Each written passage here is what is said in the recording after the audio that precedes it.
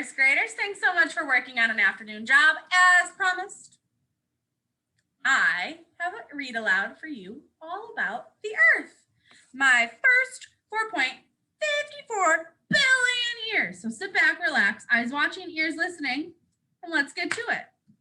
Earth, my first 4.54 billion years.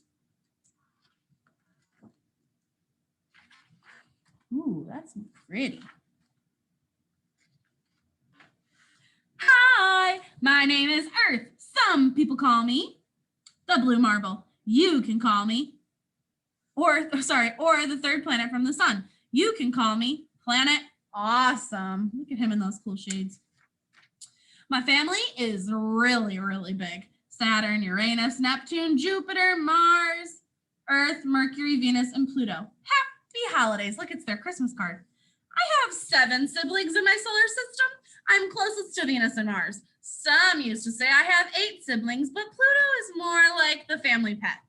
And then there are my cousins. My Milky Way family has billions of planets. Told you, big family. My favorite things to do are spinning. Takes me a whole day to go around once.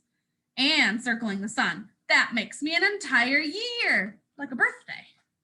My best friend is the moon. We hang out all the time, even when you can't see her. The moon needs 27 days, 7 hours, 43 minutes, and 12 seconds to go around me. I've timed her. Look at wearing a stopwatch while the moon is running. I was born 4.54 billion years ago. I don't remember what it was like to be a baby. Who does? But I've been told I was a hot mess. Explosive, gassy, very cranky.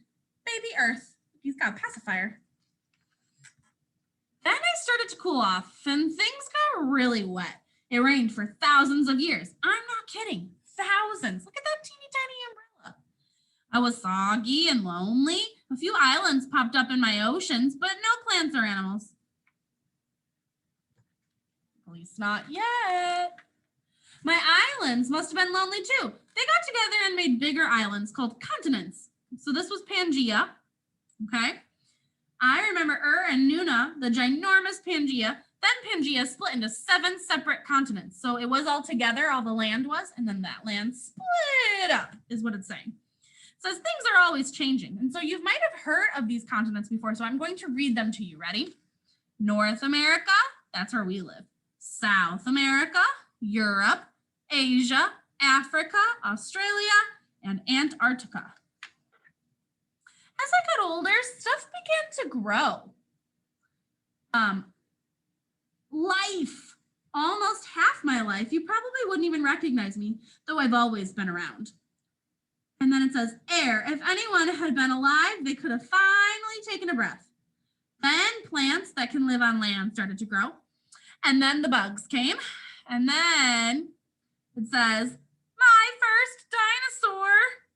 And then, yay for mammals, they're fuzzy and warm. And then Earth got birds. Birds, did you know they are relatives of dinosaurs? And then flowers. I'm a very pretty planet. It's not bragging if it's true. And then finally, very last, all these things came first.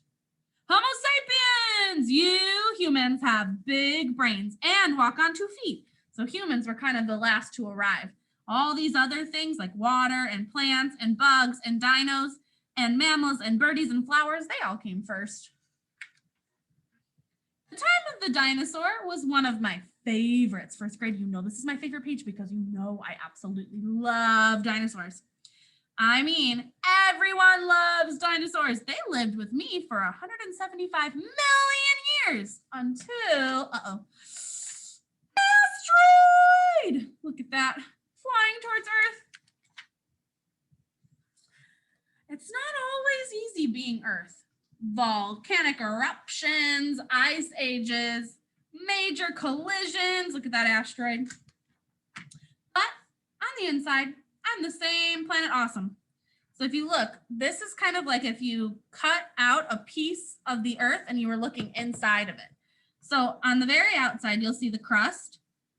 That is what you're used to seeing. And then the mantle, and then that outer core, and then that inner core. And the deeper into Earth you get, the hotter it gets. Humans have been super fun. No other species has ever been interested in learning about me, right? Like animals aren't reading books to learn more about Earth.